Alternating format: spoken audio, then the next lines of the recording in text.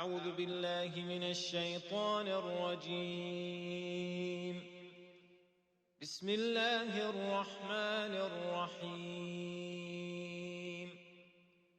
عم يتساءلون عن النبأ العظيم الذي هم فيه مختلفون كلا سيعلمون ثم كلا سيعلمون ألم نجعل الأرض مهادا والجبال أوتادا وخلقناكم أزواجا وجعلنا نومكم سباتا وجعلنا الليل لباسا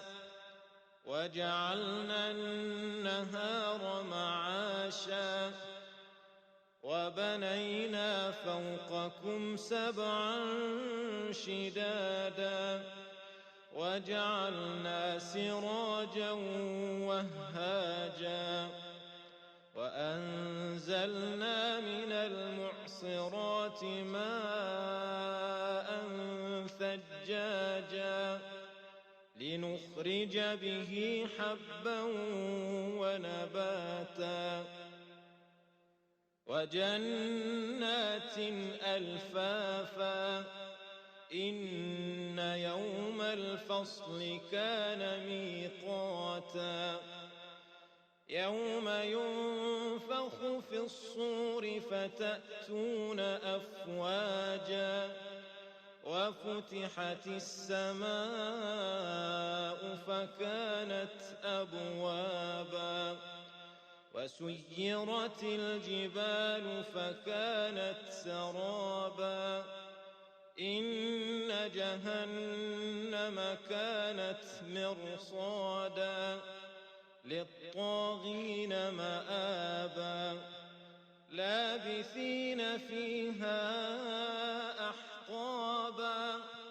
لا يذوقون فيها بردا ولا شرابا إلا حميما وغساقا جزاء وفاقا إنهم كانوا لا يرجون حسابا وكذبوا بآياتنا كذابا وكل شيء أحصيناه كتابا فذوقوا فلن نزيدكم إلا عذابا إن للمتقين مفازا حدائق وأعنابا وكواعب أترابا وكأسا دهاقا لا يسمعون فيها لغوا ولا كذابا جزاء من ربك عطاء حسابا رب السماوات والأرض وما بينهما الرحمن لا يملكون منه خطابا يوم يقوم الروح والملائكة صفا لا يتكلمون إلا من أذن له الرحمن وقال صوابا ذلك اليوم الحق فمن شاء اتخذ إلى ربه مآبا إنا أنذرناكم عذابا قريبا